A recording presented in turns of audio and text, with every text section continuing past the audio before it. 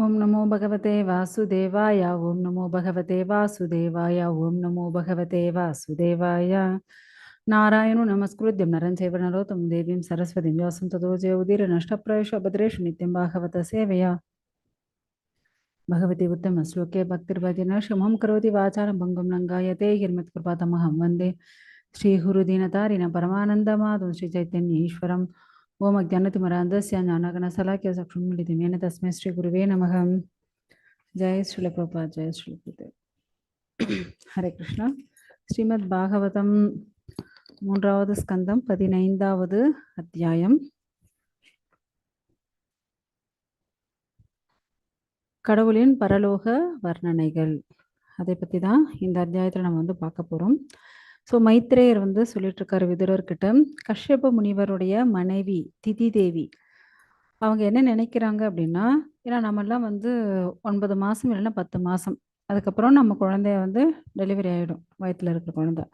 ஆனால் இவங்க தன்னுடைய யோக பலத்தால் என்ன பண்ணுறாங்க அப்படின்னா, தன்னுடைய குழந்தைங்க, ஏன்னா ரெட்டையர்கள் இருக்காங்க இல்லையா வயிற்றுக்குள்ள, ஸோ தன்னுடைய மகன்களை அவங்க வெளியே விடவே இல்லை. தன்னுடைய வயிற்றுலேயே அவங்க அப்படியே வச்சுட்டு இருக்காங்க. எதுக்காக அப்படின்னா, இவங்க வெளியே வந்தால் தேவர்களுக்கு அனைவருக்கும் தொல்லை கொடுப்பாங்களே, இதனால் தேவர்கள் எல்லாம் கஷ்டப்படுவாங்களே அப்படின்னுட்டு அந்த கஷ்யப முனிவருடைய அந்த சுக்லத்தை தன்னுடைய அடி வயிற்றுலேயே அப்படியே 100 வருடங்கள் அவங்க சுமந்துட்டு இருக்காங்க. 100 வருஷமா அந்த குழந்தைங்க வெளியே விடாம அப்படியே பத்திரம் உள்ளேயே வச்சுட்டு இருக்காங்க அப்படின்ட்டு மைத்திரேயர் சொல்லிட்டு இருக்காரு. ஏன்னா அவங்களுக்கு அவ்வளோ யோக சக்தி இருக்கு, அதனாலதான் முடியுது. ஸோ ஆனாலும் இவங்க இப்போ கர்ப்பத்தில் இருக்கிறதுனாலே என்ன ஆயிடுச்சு அப்படின்னா, சூரிய சந்திரன் அவங்களுடைய ஒளியெல்லாம் போயிடுச்சான். இப்போ கொஞ்சம் யோசிச்சு பாருங்க, சூரியன் இல்லை அப்படின்னா இந்த உலகத்தில் எப்படி நம்மளால இருக்க முடியும் இல்லையா? ரொம்ப கஷ்டம். சூரிய சந்திரன் 2 பேரும் நமக்கு தேவை. ஏன்னா இப்போ அவங்க இந்த லோகத்தில் பிறவி எடுக்க போகிறாங்க. அதனாலேயே என்ன ஆயிடுச்சு, அவங்க கர்ப்பத்தில் இருக்கும்போதே இங்கே சூரிய சந்திரர்கள் ஒளி இழந்து போயாச்சு. இதனால தேவர்கள் என்ன பண்ணுறாங்க, உடனே பிரம்மதேவர்கிட்ட பிரார்த்தனை பண்ணுறாங்க. ஸோ பிரம்மதேவர்கிட்ட என்ன சொல்கிறாங்க அப்படின்னா, ஓ தேவதேவனே, எல்லா திக்குகளும் இருள் சூழ்ந்து போயிடுச்சு, இதுக்கு காரணம் என்ன, ஏன் இப்படி இருட்டி போயிடுச்சு, ஏன்னா சூரியன் தன்னுடைய ஒளியை இழந்துடுச்சு, இதுக்கு காரணம் என்ன? ஸோ அந்த தேவர்கள் எல்லாம் இப்படி கேள்வி கேட்குறாங்க. ஏன்னா உங்களுக்கு மட்டும்தான் இதற்கான விடை தெரியும். எங்களெல்லாம் ரொம்ப கவலைப்படுத்துது. யார்கிட்ட? பிரம்மதேவர்கிட்ட கேட்குறாங்க. ஏன்னா பிரம்மதேவர் தானே 3 காலமும் தெரிஞ்ச ஞானி. அதே போல பகவானுடைய முதல் ஜீவராசி அவர் தானே. அதனால அவர்கிட்ட அனைத்து கேள்வியும் கேட்குறாங்க.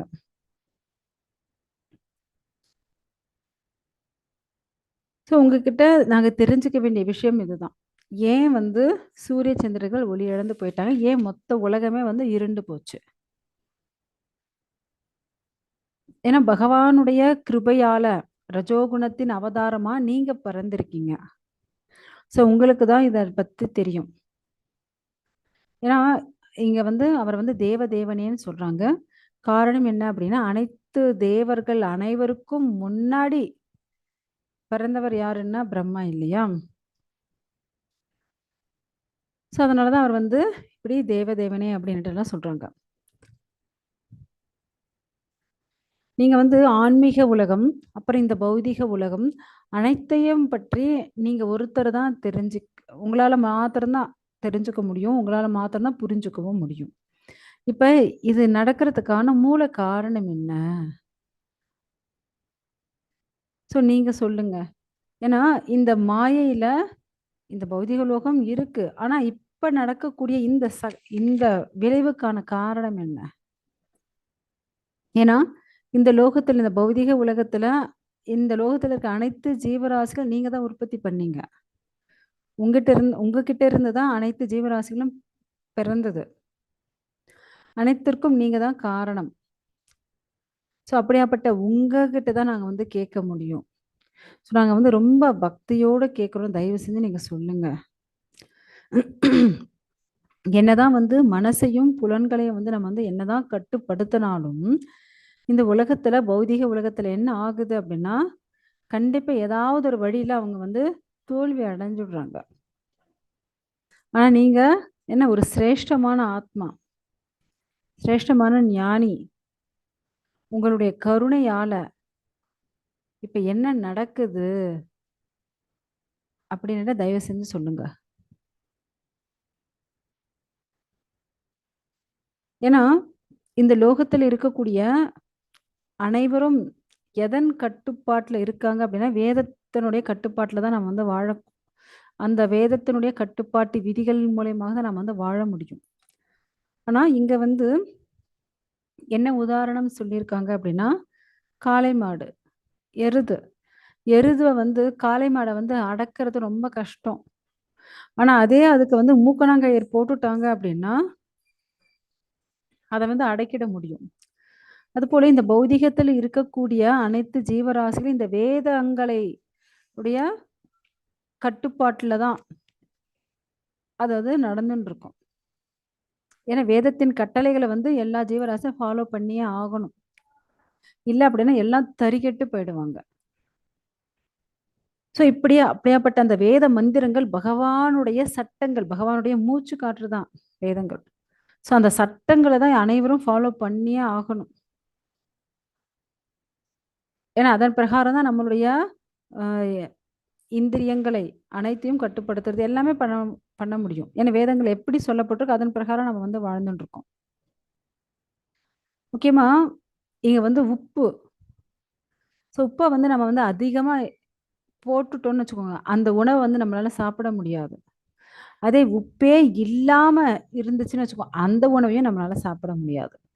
அதுபோல திட்டமான உப்பு போட்டா தான் அந்த உணவ வந்து நம்மளால சுவைக்க முடியும். அதுபோல நம்மளுடைய புலன்கள வந்து ஒரு ஈக்குவலா நம்ம என்ன பண்ணணும்? நம்ம வந்து செயல்படுத்தினா தான் நம்மளால இந்த பௌதீக உலகத்துல வாழ முடியும். இப்ப எங்களால எதையுமே பண்ண முடியல.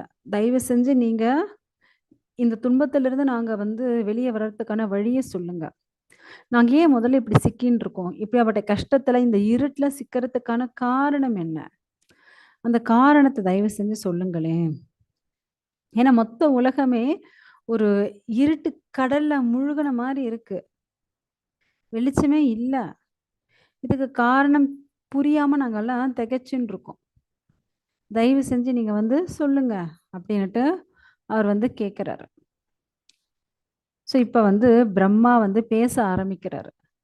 ஏன்னா என்ன நடக்குது அப்படின்ட்டு அவங்க கிட்ட சொல்லணும் இல்லையா? இப்பதான் பிரம்மா வந்து பேச ஆரம்பிக்கிறாரு. ஆ கரெக்ட் தான். நீங்க சொல்றது. இந்த பிரபஞ்சம் முழுசும் இருள்ல இருக்கிறதுக்கான காரணம் என்ன அப்படின்னா, திதியுடைய வயித்துல இருக்கக்கூடிய கஷ்யபருடைய சுக்லம் தான். அதனால உருவான அந்த கர்ப்பம் தான். அந்த கர்ப்பம், அந்த கரு தான் காரணம். மைத்ரேயர் வந்து சொல்லிட்டு இருக்காரு விதுரர்கிட்ட. ஏன்னா தேவர்கள் அனைவரும் பிரம்மர் கிட்ட இப்படி பிரார்த்தனை வைக்கிறாங்க. உடனே பிரம்மா வந்து பேச ஆரம்பிக்கணும் இல்லையா? அதனால அவர் வந்து பேச ஆரம்பித்து சொல்லிட்டு இருக்காரு. ஆக்சுவலா என்னுடைய மகன்கள் முதல்ல நான் சிருஷ்டிச்ச 4 மகன்கள் யாரு? சனகர், சனந்தனர், சனாதனர், சனத்குமாரர்ன்னுட்டு. அவங்க 4 பேரும் என்னுடைய மனசுல இருந்து பிறந்தவங்க. இவங்க தான் அனைத்து ரிஷிகள் எல்லாருக்கும் மூத்தவங்க. இவங்க வந்து பௌதிக உலகம், ஆன்மீக உலகம் அப்படின்னுட்டு எல்லா இடத்துக்கும் அவங்க வந்து பிரயாணம் பண்ணிட்டே இருக்காங்க. ஒரு இடத்துல இருக்கிறதுல பிரயாணம் பண்ணிட்டே இருக்காங்க. அப்படி அவங்க வந்து என்ன பண்ணிட்டு இருக்காங்கன்னா, அவங்க வந்து நிராகார பிரம்மத்த பகவான நினைச்சு தியானம் பண்ணிட்டு இருக்கவா. அப்படி இருக்கும்போது, இப்ப அப்படியே திகு திகுன்னு ஒரு நெருப்பு ஜுவாலை. ஏன்னா அந்த ஜுவாலைய கிட்ட போகவே முடியாது. அவ்வளவு கோடான கோடி சூரிய பிரகாசம் அது. அப்படியே அந்த பிரகாசத்துக்கு வெளிய இவங்க அந்த தபஸ் பண்ணிட்டு இருக்காங்க. பார்த்தா அந்த நெருப்பு ஜோதியிலிருந்து அப்படியே அவங்களுக்கு ஒரு துளசி வெளிய வருது. அத பார்த்தோனே இவங்க ஆச்சரியப்படுறாங்க. இது எப்படி இது? இந்த நெருப்பு இந்த வெளிச்சத்துக்குள்ள நம்மளால கண்ணெடுத்து பார்க்கவே முடியல. அவ்வளவு ஒரு பிரகாசம். அதுக்குள்ள இருந்து எப்படி இந்த துளசி வந்தது? அப்படின்னுட்டு தேடிண்டு என்ன பண்றாங்க? அதுக்குள்ள நுழைஞ்சாச்சு அவங்க. ஏன்னா இவங்க வந்து இந்த பௌதீக உலகம் அனைத்தும் போனவங்க தான் அவங்க. ஸோ அப்படி போன அவங்க அந்த உள்ள அந்த பிரம்ம ஜோதிக்குள்ள நுழைய ஆரம்பிச்சாங்க. நுழையும்போது அங்க என்ன இருந்தது அப்படின்னா, வைகுண்ட லோகம் இருந்தது. அந்த வைகுண்ட லோகத்த பார்க்குறாங்க. வாவ்! எவ்வளவு அழகா இருக்கு இந்த ஆன்மீக உலகம். ஓ! இதுதான் வைகுண்ட உலகம் போல இருக்கு. ஏன்னா, இங்க தான் யார் இருக்காங்க? சுத்த பக்தர்கள் இருக்காங்க. பகவான் இருக்கார் அப்படின்னு அவங்க வந்து தெரிஞ்சுக்கிறாங்க.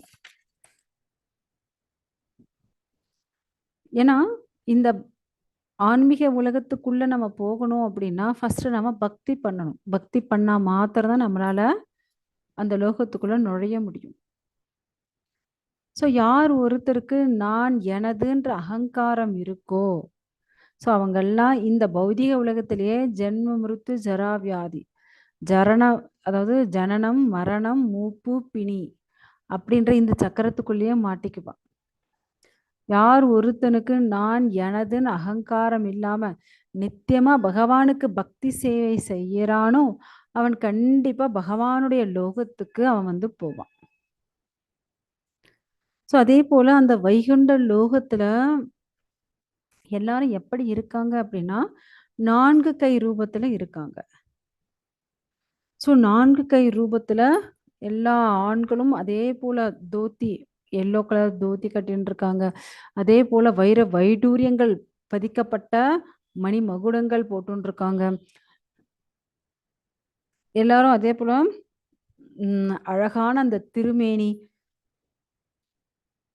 பகவான போலயே அவங்களுக்கும் என்ன இருக்கு? சங்கு சக்கர கதாபத்மாலாம் வச்சுட்டு இருக்காங்க.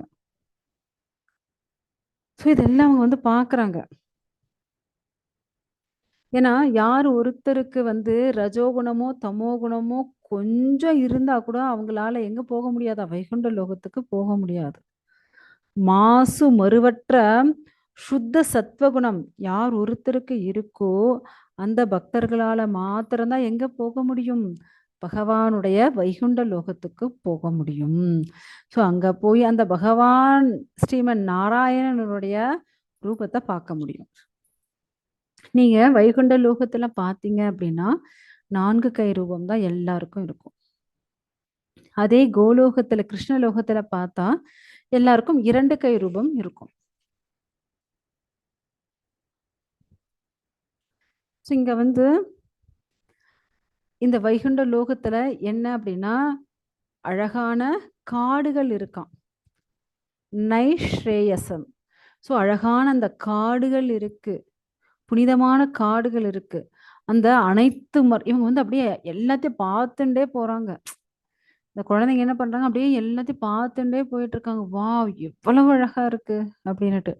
ஸோ அந்த காடு எல்லாமே என்ன கற்பக விருட்சங்கள், கல்ப விருட்சம்னு சொல்லுவோம் இல்லையா? ஸோ அந்த கற்பக விருட்சங்களாம். ஸோ அங்க இருக்கக்கூடிய அந்த காடுகள்ல எல்லா மரம், செடி, கொடிகள் எல்லா பருவ காலத்திலயும் பூக்கக்கூடிய மலர்களாகட்டும், காய்க்கக்கூடிய கனிகளாகட்டும் எல்லாமே அப்படியே பூத்து குலுங்குதாம். ஏன்னா நம்ம இந்த பௌதிக உலகத்துல பார்த்தோம் அப்படின்னா, சீசன் ஃப்ளவர்ஸ், சீசன் ஃப்ரூட்ஸ் அப்படிதான் இருக்கும். ஆனா பகவானுடைய வைகுண்ட லோகத்துல சீசன் அப்படின்னு எதுவும் கிடையாது. எல்லா சீசனுக்குமே என்ன எல்லா பூவும், கனியும் அப்படியே பூத்து குலுங்குது, காய்ச்சி தொங்குறதாம். அவ்வளோ அழகா இருக்கும். ஸோ அங்க இருக்கக்கூடிய எல்லாரும் அவ்வளவு ஒரு அழகாக இருக்காங்க. ஸோ அங்க இருக்கக்கூடிய நிலமாகட்டும், மரங்களாகட்டும், கனிகளாகட்டும், மலர்களாகட்டும், பசுக்கள். ஸோ அங்க இருக்கக்கூடிய அனைத்து பசுக்களும் என்ன? கோமாதா, நந்தினி பசுக்கள், காமதேனுக்கள். ஸோ அதுவும் என்ன கேட்டாலும் நமக்கு கொடுக்கக்கூடிய அனைத்துமே. அங்க அப்பனா பாருங்க, அங்க இருக்கக்கூடிய மரங்களும் கற்பக விருட்சங்கள், அங்க இருக்கக்கூடிய அம் பசுக்களும் என்ன? காமதேனுக்கள், நந்தினி பசுக்கள், சுரபி பசுக்கள். ஸோ அப்பன்னா பாருங்க, எத கேட்டாலும் கொடுக்கக்கூடியது. அங்க வந்து அப்படியே ஆகாச விமானத்துல எல்லாரும் அவங்கவங்க மனைவிகளோட, காதலிகளோட விமானத்துல அப்படியே பறந்துண்டே இருக்காங்களாம். அந்த ஆகாச விமானம் எப்படி இருக்கு அப்படின்னா, தங்கத்தால் ஆனதாம். ஸோ தங்கத்தால் ஆன அந்த அ புஷ்ப விமானம். நான் இங்க நீங்க பார்த்தீங்க அப்படின்னா, இரும்பால செய்யப்பட்டிருக்கும்னு நெனைக்கிறேன். இரும்பால, பிளாஸ்டிக்கா ஏதோல செஞ்சிருக்காங்க. நம்மளுடைய லோகத்துல. ஆனா அங்க பார்த்தீங்க அப்படின்னா, அந்த தங்க விமானம் கூட எல்லாம் தங்கத்தால செஞ்சு வைர வைடூரியங்கள் பதிக்கப்பட்டு, அந்த டிசைன்ஸ் எல்லாமே வைர வைடூரியங்களா செய்யப்பட்டிருக்கும். ஸோ அவங்க வந்து எல்லாரும் அப்படியே புஷ்ப விமானங்கள தன்னுடைய மனைவிகளோட, காதலிகளோட அப்படியே பறந்துன்னு இருக்காங்க. அங்க எப்பவுமே இளமையாவே இருப்பாங்க. அதாவது அவங்களுக்கு வந்து மரணம் கிடையாது, வயசாகாது, முதுமை ஆகாது. அதாவது முதுமை, நோய் எதுவுமே இல்ல. மரணமும் கிடையாது. ஸோ எப்பவுமே அவங்க எல்லாமே 14 வயசு, 14, 16 வயசு தான். எப்பவுமே இளமையோடு இருப்பாங்களாம்.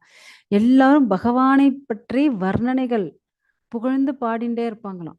எல்லாரும் பகவானுக்கு சேவை செஞ்சுட்டே இருப்பாங்களாம். அப்பனா பாருங்க எப்படி இருக்கும் அந்த லோகம்னுட்டு. எவ்வளோ அமிர்தமான விஷயமா இருக்கு. ஹரே கிருஷ்ணா. ஸோ இப்ப நீங்க பார்க்கறது என்ன அப்படின்னா, கோலோகம். ஓகேங்களா? ஸோ நம்ம பார்க்கறது இது வந்து வைகுண்ட லோகம். ப்ளூவா இருக்கிறது என்ன? வைகுண்ட லோகங்கள். ஸோ இந்த வைகுண்ட லோகத்தில் பகவானுடைய ஒவ்வொரு பெயருக்கான ஒவ்வொரு வைகுண்ட லோகம் இருக்கும். நாராயண, நரசிம்ம, வாமன, ஸ்ரீஹர, ஹரி. ஸோ இப்படி ஒவ்வொரு பெயருக்கான ஒவ்வொரு வைகுண்ட லோகம் இருக்கும். ஸோ இந்த வைகுண்ட லோகமும், கோலோகம் ஒரே மாதிரி தான் இருக்கும். ஆனா என்ன அப்படின்னா, இந்த வைகுண்ட லோகத்துல எல்லாருக்கும் 4 கை ரூபங்கள். எல்லாருமே அப்படியே சங்கு சக்கர கதாபத்மாலாம் வச்சுட்டு இருப்பாங்க. 4 கை ரூபம் இருக்கும். ஆனா இங்க வந்து கோலோகத்துல வந்து 2 கை ரூபம் தான் இருக்கும். ஸோ அதுவும் நீங்க பார்த்தீங்க அப்படின்னா, இந்த பாருங்க கிட்ட பார்த்தீங்க அப்படின்னா, இந்த பாருங்க இந்த ப்ளூ கலர் இருக்கா, இங்க வந்து துவாரகா லீலா நடக்குமா. இந்த ஃபுல் ஏரியா என்ன நடக்கும்? துவாரகா லீலை நடக்கும். இந்த லைட் ப்ளூ இருக்கு இல்லையா? இங்க வந்து ஜெகநாத் பூரியில என்னென்ன லீலை நடக்குமோ அதெல்லாம் நடந்துட்டு இருக்கும். ஓகே. ஸோ ஜெகநாத் பூரியில என்னென்ன லீலை நடந்ததோ, சைத்தன்ய மகாபிரபு கூட என்னென்ன லீலை நடந்ததோ அதெல்லாம் நடக்கும். இங்க வந்து பாருங்க இந்த ரெட்டா இருக்கு இல்லையா? ஸோ இந்த இடத்துலலாம் என்ன மதுரா மதுரால என்னென்ன லீலை நடக்குமோ அந்த லீலை நடக்குமா. ஸோ இது வந்து நடுவுல இருக்கிறது என்ன அப்படின்னா கோகுலம். கோகுலத்துல கிருஷ்ணா எப்படி இருப்பாரு? ரொம்ப சுட்டி பையனா இருப்பாரு இல்லையா? ஸோ அதுதான் இங்க இருக்கும். ஸ்வேத தீபம். ஸோ இந்த இடத்துல அதுதான் இருக்கும். நீங்க பார்த்தீங்க அப்படின்னா, இங்க வந்து ராதா, கிருஷ்ணா தான் இருப்பாங்க. 2 கை ரூபம். இருங்க, இன்னும் கொஞ்சம் கிட்ட பார்க்கலாம். பாருங்க தெரியுதுங்களா? ஸோ இந்த கோலோகத்துல ராதா, கிருஷ்ணா இருப்பாங்க. ஆ ஸ்ரீமதி ராதாராணி அஷ்ட சகிகளா விரிவங்கம் அடைஞ்சிருப்பாங்க. ஸோ நீங்க பார்த்தீங்க அப்படின்னா, லலிதா, விசாகா, சுதேவி, இந்துலேகா, துங்கதேவி, ரங்கவித்யா, சம்பகலதா. ஆ ஸோ இப்படி எல்லாரும் இருப்பாங்க. இவங்களுடைய விரிவங்கமான சகிகள் இருப்பாங்க. ஓகேங்களா? ஸோ இப்படி அ அ இவங்களுடைய சகிக ஒரு 100 பேரு. இவங்களுடைய சகிங்க அவங்களுக்கு 100 பேரு. இப்படி கோட்டான கோட்டி லக்ஷ்மிகள் இங்க இருப்பாங்க. இவங்க எல்லாருமே என்ன லக்ஷ்மி தேவிங்க. ஸோ இவ்வளவு லக்ஷ்மி தேவிங்க அங்க வந்து கிருஷ்ணருக்கு சேவை பண்ணிட்டு இருப்பாங்களாம். ஸோ இப்போ உங்களுக்கு கிட்ட தெரியுதுன்னா, அத பாருங்க. இது வந்து மதுரா. மதுரா லீலை நடக்கிற இடம். இது வந்து ஜெகநாத் புரியில நடக்கிற லீலை நடக்கிற இடம். இது துவாரகையில லீலை நடக்கிற இடம். ஆனா விருந்தாவனத்துல கோகுலத்துல என்ன லீலை நடக்குமோ அதுதான் இங்க நடுவுல இருக்கக்கூடிய இந்த அழகான தாமரையில நடக்கும். ஓகேங்களா? இதுதான் கோலோக விருந்தாவனம். இதுக்கு கீழ தான் நம்ம வந்து என்ன இருக்கும்? வைகுண்ட லோகங்கள் இருக்கும். ஸோ ஆக்சுவலா இந்த கோலோக விருந்தாவனம் வந்து சிந்தாமணி தாமம்னு சொல்லப்படுறது. ஸோ அங்க வந்து எல்லாமே என்ன? சிந்தாமணி கற்கள் தான். அந்த சிந்தாமணி கற்கள் அதாவது நான் லிவிங் திங்ஸ் எல்லாத்தையும் என்ன பண்ணும் அப்படின்னா, தங்கமா மாத்தும். தங்கமா மாத்தக்கூடியது. ஸோ அவ்வளவு அழகான சிந்தாமணி கற்கள் தான் அங்க வந்து இருக்கும். ஸோ அததான் பிரம்ம சம்ஹிதையில பிரம்மா வந்து சொல்வாரு. சிந்தாமணி பிரகரசத்ம சுகல்ப விருக்ஷம் லக்ஷாவரதேஷு சுரபீர விபாலயந்தம் லக்ஷ்மி சகசிரசத சம்பிரம சேவியமானம் கோவிந்தமாதி புருஷம் தமகம் பஜாமி. ஸோ இந்த கோவிந்தன், இந்த ஆதி புருஷன் எல்லாருக்கும் மூலம் யாரு அப்படின்னா கிருஷ்ணர் தான். இந்த மூல புருஷனா இருக்கக்கூடிய இந்த கிருஷ்ணர் என்ன பண்ணிட்டு இருப்பாரு அப்படின்னா, இந்த கோலோக விருந்தாவனத்துல, ஏன்னா கோகுலத்துல என்ன நடக்கும்? ஸோ கிருஷ்ணர் வந்து மாடு மேய்ச்சின்னு இருப்பாரு. ஸோ அதுதான் நடக்கும். இங்க வந்து கோட்டான கோடி லக்ஷ்மிகள் இருக்காங்க கிருஷ்ணருக்கு சேவை செய்யறதுக்கு. அதே போல அங்க இருக்கக்கூடிய மரங்கள் எல்லாம் என்ன? கற்பக விருட்சங்கள், கல்ப விருட்சங்கள். ஸோ அப்படி அதே போல அங்க இருக்கக்கூடிய பசுக்கள் எல்லாம் என்ன அப்படின்னா, எல்லாமே சுரவி பசுக்கள். நந்தினி பசுக்கள், கோமாதாக்கள் எல்லாமே என்ன? சுரவி பசுக்கள். நம்ம கேட்கிற அனைத்தையுமே கொடுக்கக்கூடியது. ஸோ பகவான் வந்து அங்க அழகா புல்லாங்குழல் வாசிச்சுட்டு இருப்பாராம். ஸோ அவருடைய தலையில அழகான அந்த என்ன அந்த மயில் பீலி வச்சுட்டு இருப்பாரு. ஸோ பகவானுடைய அழகு 2 கை ரூபத்துல அப்படி கொள்ளை அழகா இருக்குமா பகவானுடைய ரூபம். நீல மேக ஷியாமனா இருப்பாராம் பகவான். ஸோ எல்லா கோபியர்கள் அப்படியே இவர் வாசிக்கிற அந்த புல்லாங்குழல் அப்படியே வசீகரிக்கப்படுவார்கள். ஸோ அவங்க இருக்கிற இடமே எப்படி இருக்கும்னா மொத்தம் அப்படியே தாமரை பூ போல இருக்குமா ரூபமே.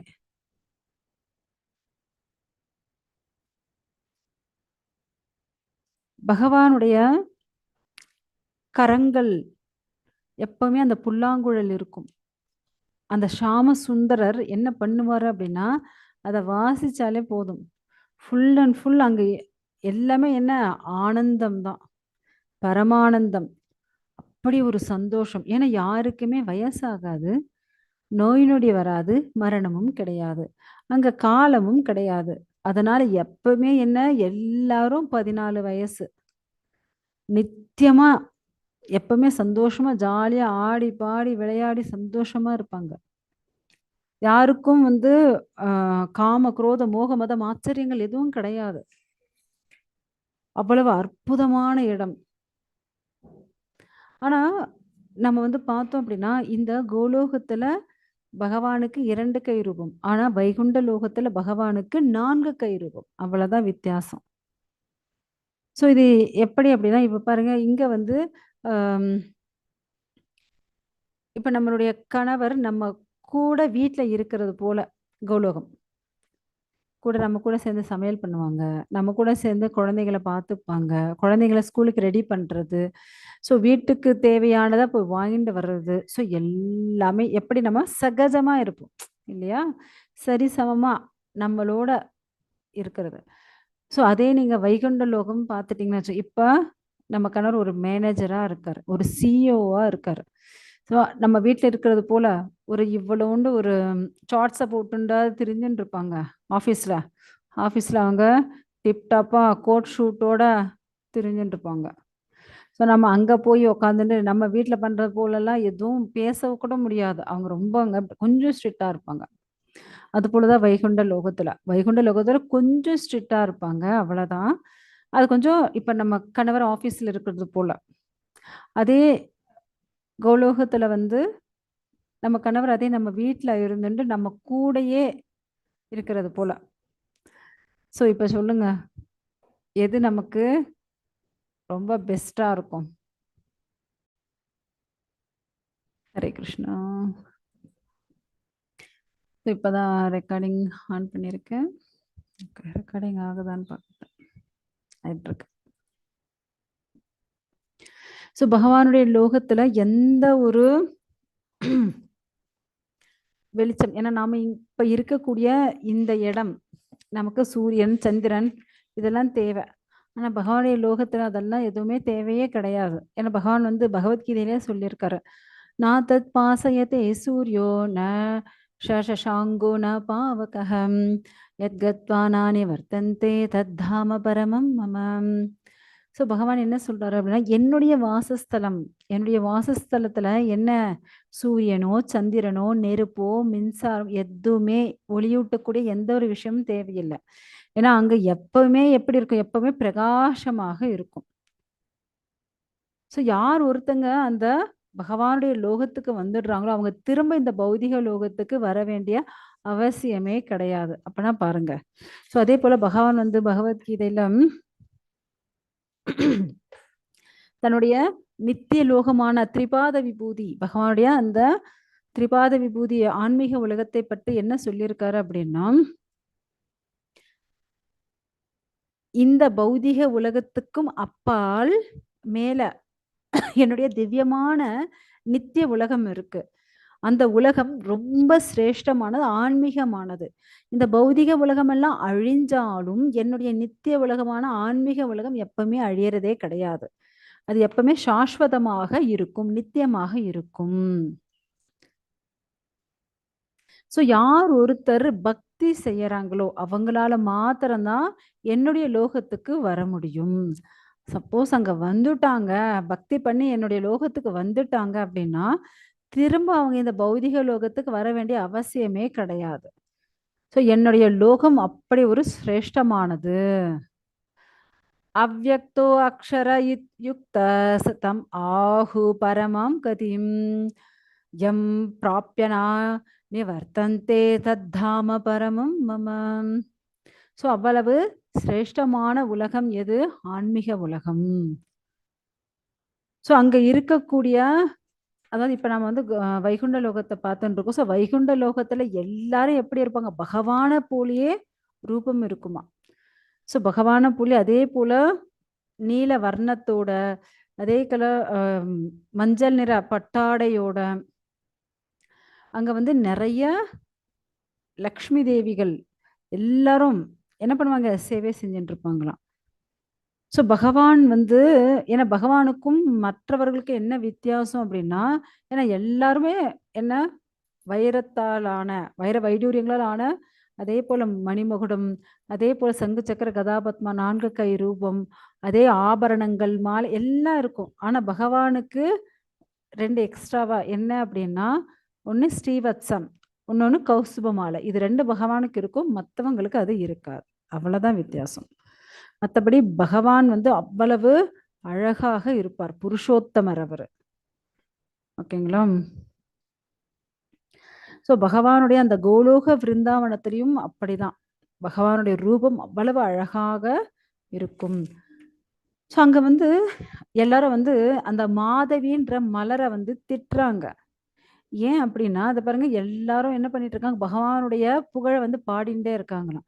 அப்படி பாடிண்டே இருக்கும்போது, இந்த மாதவி மலர் உடைய அந்த நறுமணம் வந்து ரொம்ப அழகா, ரொம்ப நல்ல வாசனையோட இருக்கு. அந்த வாசனைய அப்படி ஸ்மெல் பண்ணதுக்கு அப்புறம் அந்த ஒரு நிமிஷம் என்ன ஆயிடுது? அப்படியே மெய்மறந்து போயிடுறாங்க எல்லாரும். அதனால அந்த மலர வந்து திட்டுறாங்க. "என்ன நீ? உன்னுடைய வாசத்தால நாங்க அந்த ஒரு நிமிஷம் பகவான நினைக்கிறத விட்டுட்டு, நாங்க வந்து உன்னுடைய வாசனையில மெய்மறந்து போயிட்டோம்."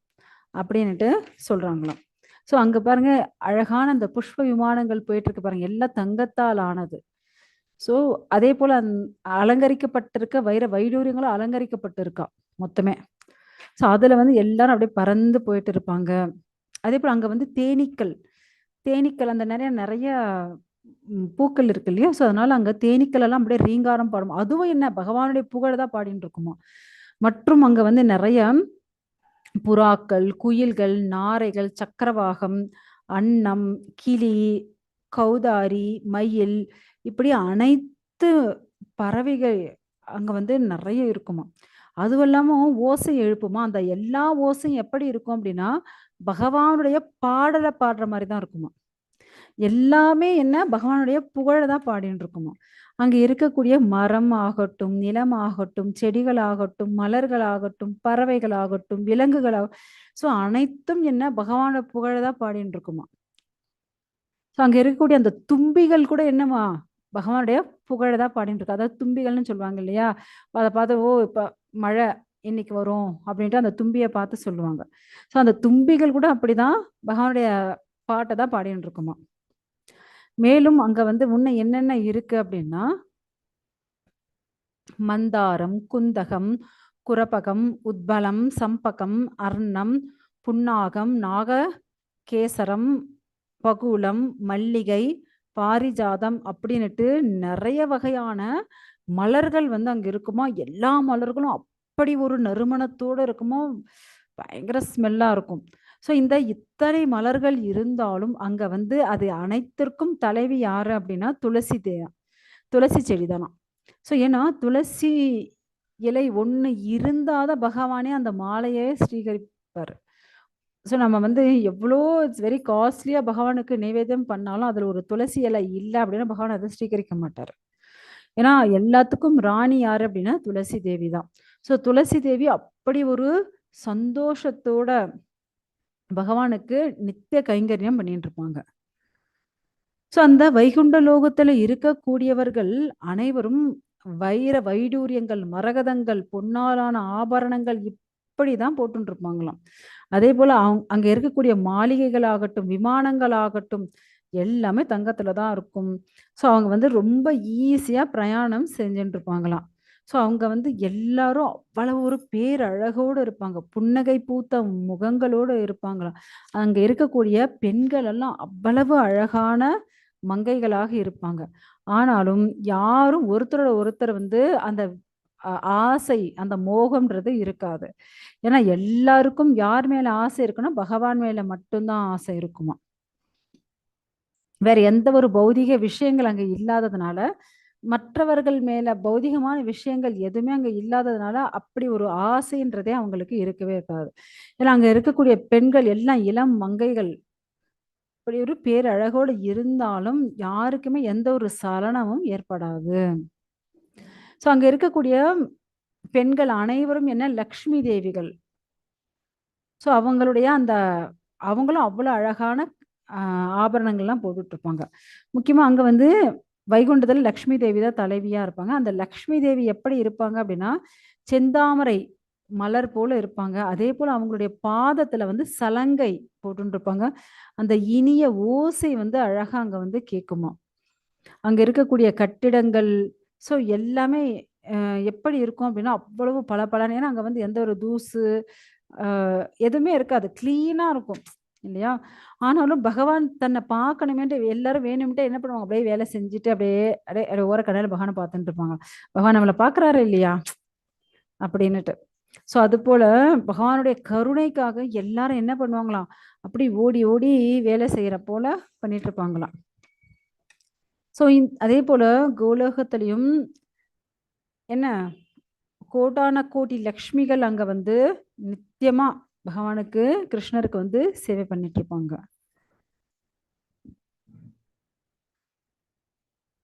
ஸோ எல்லாரும் வந்து பகவானுக்கு எதை கொடுக்கணும்னா ஃபர்ஸ்ட் அதில் துளசியை வச்சு தான் பகவானுக்கு அர்ப்பணம் பண்ணுவாங்க. அங்க வந்து அழகான அந்த நதிகள்ல இருந்து, நீர் தேக்கங்கள்ல இருந்து, ஸோ எல்லாமே எப்படி இருக்குமா, அப்படியே பளிங்கு கற்கள் போல அவ்வளவு அழகான நீர், தெளிந்த நீர், அப்படியே அப்படி ஒரு வாட்டர் எங்க இருந்துச்சு அப்படின்னா, மானசரோவர்ன்னு நினைக்கிறேன். ஸோ அது போல எப்படி அப்படியே பளிங்கு கல்லு போல நீர் வந்து அவ்வளோ தெளிஞ்சு அப்படியே ரொம்ப அழகா இருக்கும். அப்படி இருக்குமா. ஸோ பகவான் வந்து எல்லாரும் இப்படியே பகவான் வந்து தன்னை பார்க்கணும்னு விருப்பப்படுவாங்க இல்லையா? ஸோ பகவான் வந்து அப்படி ஒருத்தங்கள பார்த்தாரு, அப்படியே பார்வையில அப்படி ஒருத்தரை பார்த்தாங்க அப்படின்னா, உடனே அவங்களுக்கெல்லாம் அப்படியே வெட்கத்தால என்ன ஆகுமோ, அப்படியே முகமெல்லாம் பயங்கரமா சிவந்து போயிடுமா.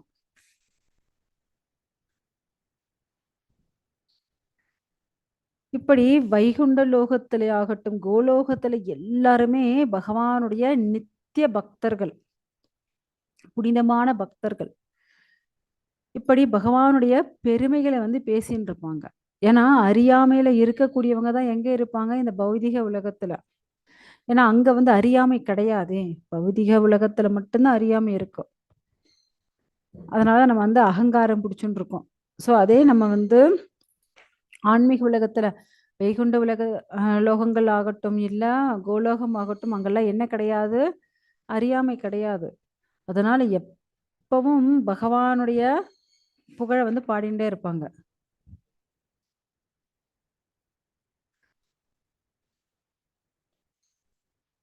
இப்படி ஞானமயமாக அனைவரும் விளங்குவாங்க. சுத்த பக்தர்கள் அங்க வந்து இருப்பாங்க. அப்படின்னுட்டு ஏன்னா பிரம்மா வந்து தவம் பண்ணும்போது தவம் பண்ணும்போது அப்பதானே பகவான் வந்து தன்னையும் வெளிப்படுத்தினார். தன்னையும் தர்ஷனம் கொடுத்தார். அதே போல ஆன்மீக உலகம் வைகுண்ட லோகத்தையும் பிரம்மாவுக்கு வந்து காட்டினார் இல்லையா? நம்ம வந்து 2வது ஸ்கந்தத்துல பார்த்தோம் இத. ஸோ இப்படி காட்டும்போது பிரம்மாவுக்கே என்ன ஏற்பட்டுச்சாம், அப்படியே ரோமாஞ்சனம் ஆயிடுச்சாம். அதை பார்க்கும்போது ரோமாஞ்சனம் ஆகி, அதாவது மயிர்கூர்ச்செறியறதுன்னு சொல்லுவாங்க இல்லையா? அப்படி மயிர்கூர்ச்செறிஞ்சு அப்புறம் அவருக்கு வந்து கண்ல இருந்து தண்ணீரே வந்துடுச்சாம். அவ்வளவு அழகாக இருந்தது பகவானுடைய அந்த ஆன்மீக உலகம். ஸோ இந்த பௌதிக உலகத்துல இருக்க எதுவுமே அங்க கிடையாது. அப்படி சிரேஷ்டமான விஷயங்கள் தான் அங்க இருக்கு. ஸோ இதெல்லாம் வந்து யார் சொல்லின்னு இருக்கிறது? பிரம்மா வந்து தேவர்கள்கிட்ட சொல்லின்னு இருக்காரு. அவ்வளவு சிறப்பு வாய்ந்தது என்ன? ஆன்மீக உலகம். வைகுண்ட லோகமாகட்டும், கோலோகமாகட்டும். அங்க வந்து பக்தர்கள் மாத்திரம் தான் போக முடியும். அபக்தர்கள் யாரும் அங்க வந்து போகவே முடியாது.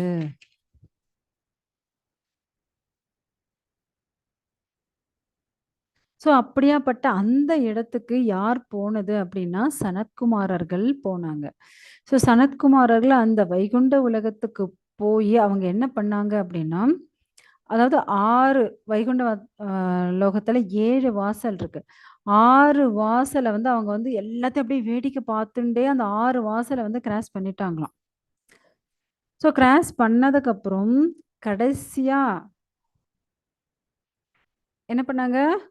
7வது வாசல் அங்க போயாச்சு. ஸோ அந்த 7வது வாசல்ல தான் யார் இருக்கிறது? ஜெய விஜயர்கள் இருக்காங்க. ஸோ இவங்க வந்து 5 வயசு குழந்தைங்க இல்லையா? எந்த ஒரு ட்ரெஸ்ஸும் இல்லாம இந்த குழந்தைங்க அப்படியே நடந்து வந்துன்ருக்கு. அவங்க பார்க்குறாங்க, யார்டா இது? இவங்க 2 பேரும் வந்து எப்படி இருக்காங்க? அப்படியே பகவான போலயே நீல வர்ணத்துல, 4 கை ரூபத்துல.